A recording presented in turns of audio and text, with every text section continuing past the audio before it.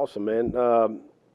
February 27th, man, we're talking some ball. That's good. That's good stuff. Our guys have been really getting after it in the weight room. I think it's funny. I was talking to Coach Nico yesterday about, how we compare to other schools right now into this stage, and how hard we're working, and I think we get a pretty good gauge on that because we brought 15 transfers in this year, 27 last year, and so you get a good gauge when they get here compared to wherever they just came from, and pretty consistently the guys that come in say this is the hardest they've ever had to work in the winter. I think that's intentional on our part, and what you want to see out of that is how do they react, and it's been great. Our guys have been getting after it. They don't even blink. They're just like, whatever you got for me, let's do it. So I would say winter's going great for our guys right now. That's awesome. We're actually doing some things on the field with them a little bit, as much as you can rule-wise right now, which has been awesome. And it's exciting because we're leading up to spring practice for us that is starting here in a couple weeks, and we're excited about getting that started. What we mentioned this earlier, but 15 transfers and 12 high school guys, so we get to see what they can do in spring practice, and that'll all be good. Certainly to add to the team that we got coming back. We feel like the guys we do have coming back are some outstanding players, and they're continuing to progress and get better as well. And now it's up to these new guys. Let's see what they can do and how much depth can they provide for us, and/or can they start? And I think that's what we'll be able to see. We also got some things happening with the NFL Combine right now. We got 3 players that are there, and I feel great about all 3 of those guys with an opportunity to get drafted. Obviously they have to test well. We know this week's big for them. A lot of interviews set up, and then obviously on the field stuff that they're going to be doing. But man, those guys, they've been training. Actually seen John and Luke several times. They've been working with our guys in the weight room and stuff. Continue to do some O-line drills, so it's been fun to see them and continue to progress. And then, we did announce, I think earlier today, about April 12th, we'll do a spring showcase. There's been a lot of things in the media talking about these spring games. I do think, some of these coaches are a little worried about what they put out in the spring game because, if you think about a team that has 30 new players in spring and now you put that out on a spring contest and kind of see what they can do, a couple of things. Number one, other teams are scouting that. Number two, some players may try to get taken from them. It's kind of what they're seeing. So if we put these guys out, they look too good. Well, then teams are going to notice, and we know what happens with that. So that is interesting to me to see what's happening out there with these cancellation of spring games. But we will have a spring. We're calling it a showcase. We'll practice. We'll scrimmage some in there, but it'll also be some special teams, some 7-on-7. So it'll be look more like a practice, but I also think obviously we'll do some 11-on-11 work, and so it'll be a good chance for fans to be able to come out and see some of the new guys, and then also we're going to do some autographs and that type of thing, some fan engagement. I still think this is a good time of the year for our fans to get to know some of our new players because, again, we do have a lot of turnover in college football now and basketball for that matter each and every year. So it's a good opportunity to get to learn the new guys, which I think is certainly a positive. And I think today that's kind of what we're doing with our new coaches, to get a chance to meet our new defensive coaches and kind of get a feel for them as well. But, open up with any questions. The trend on spring games kind of goes against fans right now are NIL and tickets and donations. They're doing more than ever and seeing access get less than ever. Do you feel some kind of responsibility to keep something like this, even if it's not a full-blown spring game, but to keep something like this for the fans to have that experience, get to know the team, get to come out in the spring and see a practice? Absolutely. I do. Like, you want the fans to be able to know these guys, as I mentioned earlier, for a chance for them to come out and, to watch them move around and see what they can do, can't do, those type things, but also get to interact. That's why we're doing some autograph stuff, so they get a chance to say hello to them. At least there's an opportunity there. And I think we want to provide that opportunity for our fans to be able to come out and get to know them.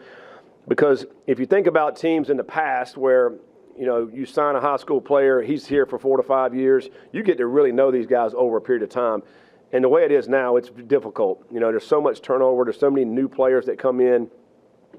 how do you even have a chance and opportunity to get to know them? And I think, so you're right. I mean, we're limiting a lot of that, I think, in the way things are looking right now. But we still want to have that opportunity for it this spring. And I think, April 12th will be a good day. We also have a baseball. We have a game. We have the night at the Reds that night. So hopefully the weather cooperates that day. We got a lot of stuff going on that day. So hopefully it's a beautiful day on April 12th. The truth of the matter is that the carnival starts again like April 16th. True. But it seems like it's a necessity because most teams are going to lose some and most teams are going to gain some. Yeah, I do think, as we've seen the last couple of years, it's a less amount of players that have any turnover, but also,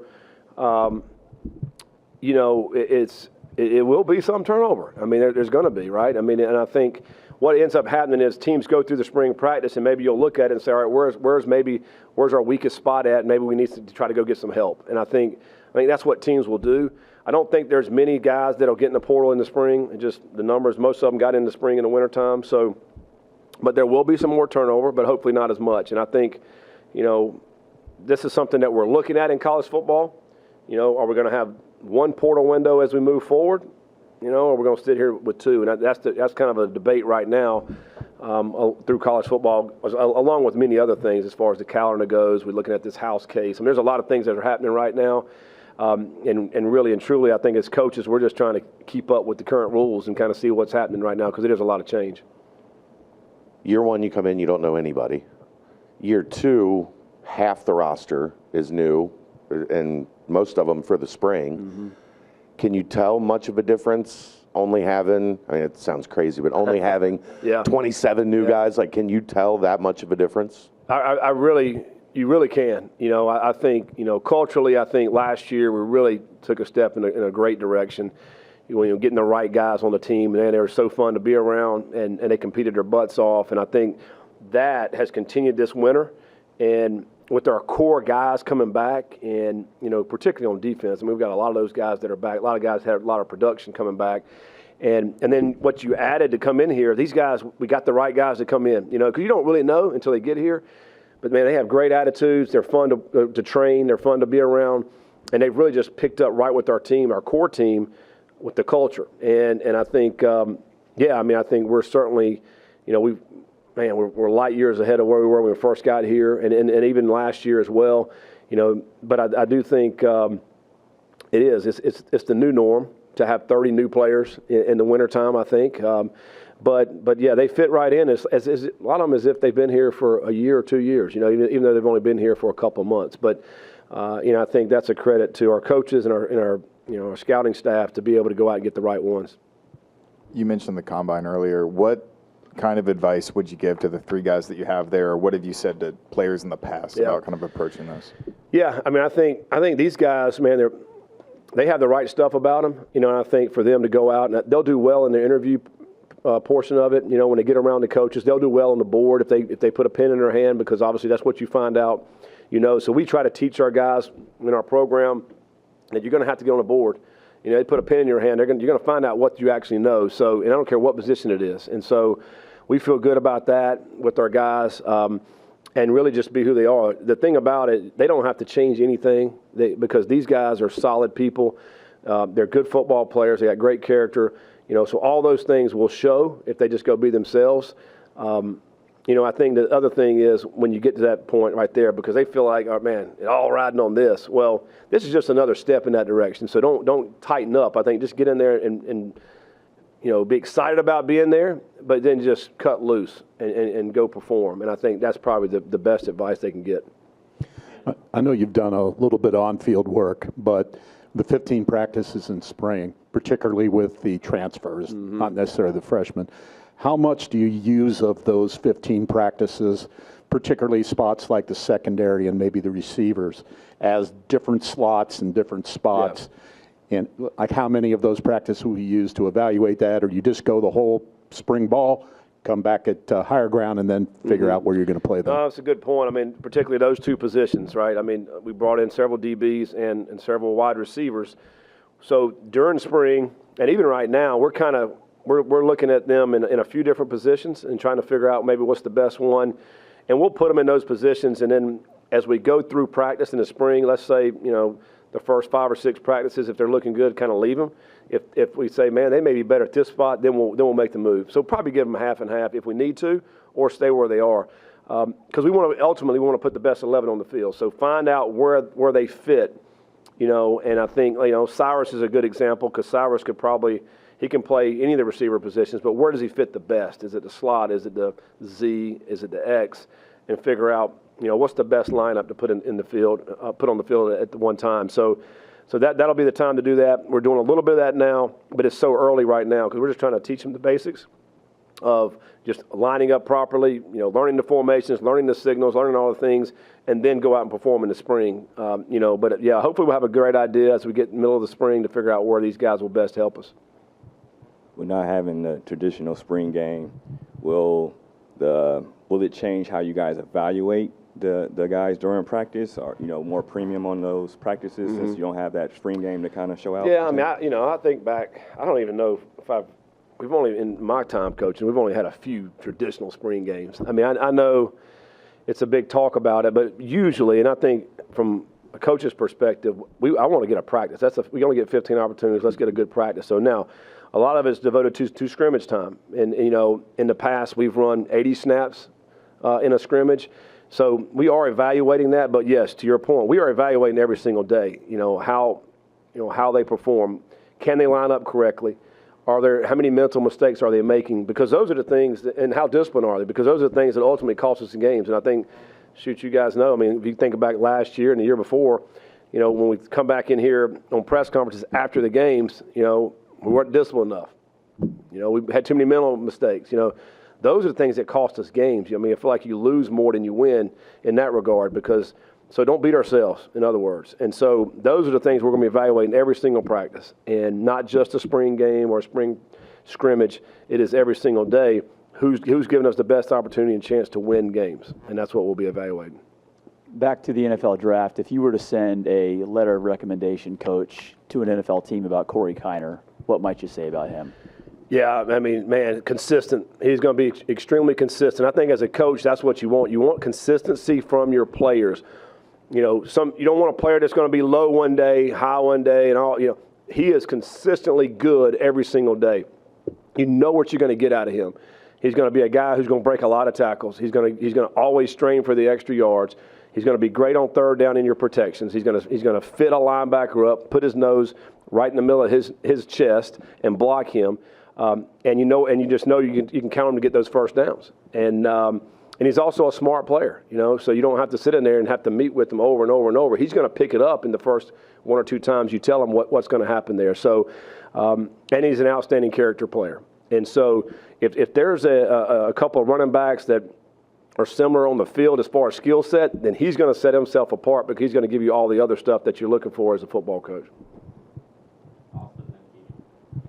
Coach, can you take us through sort of the level of expectations in regards to the 27 new players that are coming in versus, the transfers that are coming in versus the high school kids that you're signing? Yeah, I mean, there is a difference in the transfers and the high school players. These high school players come from all different parts of the country, different kind of high school, different kind of program. For them to come in here, I mean, just to figure out what time they have to go to breakfast and what time do I have to lift weights and then what time's my meeting. Like that may be big for some of those guys. I think the transfer guys, I mean, they've already been in a program. They've already gone through all that. So for the transfer guys, we have, I guess, higher expectations initially when they get here to really pick it up quickly, to understand exactly what's happening right now. And they have done that. They've come right in. They know what the rigors are like in college. They know about the lifting and the running and nutrition, all those type things. It's just about them picking up on the terminology and then how we want them to play. And I think, that how quickly can they do that will determine whether or not how much they play. I think for the high school guys, man, again, we're just taking it slow with those guys. The way I see it, if these high school guys came in early, this is just gravy for us, for them. Because a lot of the guys normally come in the summer. Like, this is an extra opportunity to come in and to get work, change their bodies. I think we've already had several freshmen that have put on 10 pounds, 15, we've even 20 pounds since they gotten here, which is incredible to me. And so I think, It is. It's different to look at the transfer compared to the high school guy. We're looking at these transfer guys to come in and play. I mean, right now. Obviously the high school guys, we're a little bit more patient, and if they can help us this fall, certainly we'll play them. If they need a little bit more time to develop, then that's what we'll do as well with those guys. Who have you seen kind of emerge as possible leaders in the weight room or with the on-field drills so far in terms of transfers? In terms of transfers, Ty Wee's one that's really kind of stood out. And we just talked about Corey. There's a lot of similarities, with Ty Wee and Corey. Obviously they're both built similar. They have great size, great strength. Ty Wee's just as strong, if not stronger, than him. We've had some competitions in the weight room and on the field, and just in the last week, and he's really stepped up and won those competitions. And that's what you want to see. Now, it's not 3rd and 2. We're not handing the ball to him to see if he can break a tackle. But, this is just a little glimpse into what he's built like, and to see, you think that's going to translate onto the football field. We've seen it on the field, the film. He's had some really good film out there, but he's kind of been one that's kind of stood out in that regard. I think, a guy like McDoom has really done some good things at corner out there, but also just competing and running and lifting and all those type things. We got our first look at Rusnick, the kicker, the other day, kind of in front of everybody, and he looked really good, knocking some field goals down. So, I think each and every day, because we're just still learning about those guys, and that's what I'm looking forward to when you put the ball down. I was telling Coach Nico this the other day. A lot of these guys have done a great job in the weight room and the winter program stuff, but they still got to play football, right? So when we put the ball down, I want to be able to see what they can do. Can they make the plays? Can they do it? The wide receivers, Caldwell's looked great in some of the drills. Cyrus has looked really, really good. I think Xavier at safeties looked really good. So, there's several of them, but I'm anxious to see them when we put the ball down. How does the conditioning in the spring ball next year look like when you have the building open? Do you still sneak the guys out in the snow to toughen them up, or you've got a nice facility? Good question there. That'll be something we'll have to debate.